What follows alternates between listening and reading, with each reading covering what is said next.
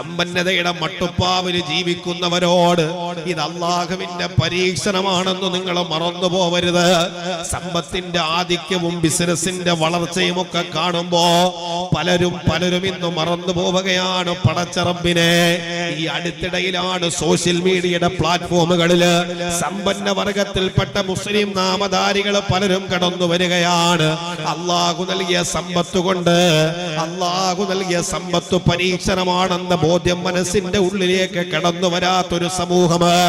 ഹജ്ജ് ചെയ്തവരാണ്, ഉംറ ചെയ്തവരാണ്, അവര് സക്കാത്ത് കൊടുത്തവരാണ്, നല്ല നല്ല കുടുംബത്തിൽ പിറന്നവരാണ്, നല്ല അഡ്രസ് ഉള്ളവരാണ്, വാപ്പയുടെ പേരിൽ അറിയപ്പെടുന്നവരാണ്.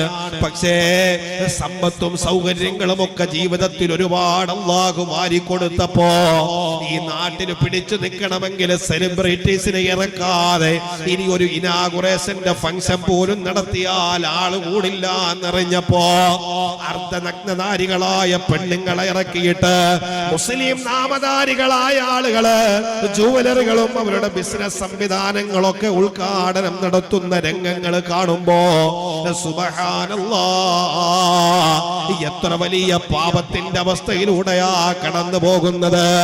ബിസിനസ് വളർത്താൻ നിങ്ങൾ ഹറാമിന്റെ വഴികളെ തെരഞ്ഞെടുക്കണ്ട.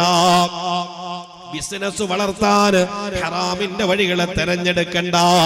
മാന്യമായ ബിസിനസ് ആണെങ്കിൽ അല്ലാഹുവിൽ നിങ്ങൾക്ക് ബർക്കത്ത് തരും, അത് തീർച്ചയാണ്. ഏതെങ്കിലുമൊക്കെ സിനിമാ താരങ്ങളെയും സെലിബ്രിറ്റികളെയും കൊണ്ടുവന്നിട്ട് അങ്ങുമെങ്ങും എത്താത്ത വസ്ത്രം ധരിച്ചിട്ടുള്ള പെണ്ണുങ്ങളെ കൊണ്ടുവന്ന് ഒരു ലജ്ജയുമില്ലാതവരോടൊപ്പം വേദി പങ്കിടുന്ന സമ്പന്ന വർഗത്തെ പലതിനെയും കണ്ടുപോവുകയാണ്. പ്രഭാതത്തിൽ സൂര്യൻ ഉദിക്കുന്നതിന് മുമ്പേ ഷട്ടറുപൊക്കിയിട്ട് ഉസ്താദന്മാരെ കൊണ്ടുവന്ന് യാസീൻ ഓതിയിട്ട്, ഉസ്താദേ നിങ്ങളുടെ പരിപാടി കഴിഞ്ഞു, ഇനി 10 മണിക്കാണ് ഫിലിം സ്റ്റാറിന്റെ ഉദ്ഘാടനമെന്ന് പറയുന്നൊരവസ്ഥയിലേക്ക് ഈ രാജ്യത്തെ മുസ്ലിം നാമധാരികളായ സമ്പന്ന വർഗത്തിന്റെ അവസ്ഥകൾ മാറിപ്പോയെങ്കിൽ മോനെ അല്ലാഹുവിനെ കബളിപ്പിക്കാൻ നിൽക്കണ്ട. പടച്ച റബ്ബ് ദുനിയാവിൽ തന്ന അനുഗ്രഹങ്ങൾ എപ്പോഴാണ് അല്ലാഹു തിരിച്ചെടുക്കുന്നതെന്നറിയില്ല. അതുകൊണ്ട് സമ്പന്ന വർഗത്തോടാ പറയുന്നത്, അല്ലാഹു തന്ന സമ്പത്ത് പടച്ച റബ്ബിന്റെ തൃപ്തിക്കും പൊരുത്തത്തിനും വിധേയപ്പെടുത്തി നിങ്ങൾ ചെലവഴിച്ചോ. ദൂർത്തു വേണ്ട, അനാപത്ത് വേണ്ട, അനാവശ്യമായ കാട്ടിക്കൂട്ടലുകൾ ദുനിയാവിന്റെ പുറത്തു വേണ്ട. നിങ്ങളെക്കാൾ വലിയ സമ്പന്നന്മാര് ജീവിച്ചു പോയ, നിങ്ങളെക്കാൾ സമ്പന്നതയുടെ മട്ടുപ്പാവിൽ ജീവിച്ചു പോയ പലരുമുണ്ടായിരുന്നു. ഖാറൂനുണ്ട്, ഹാമാനുണ്ട്, ഫിർഔനുണ്ട്, എല്ലാ സമ്പന്നതയുടെ മട്ടുപ്പാവിൽ ജീവിച്ചവരാണ്. പക്ഷേ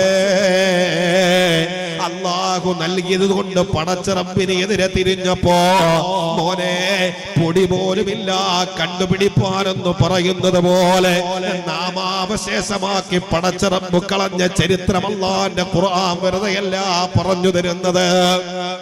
അത് കണ്ട് ബോധ്യമുള്ളവരാവണം.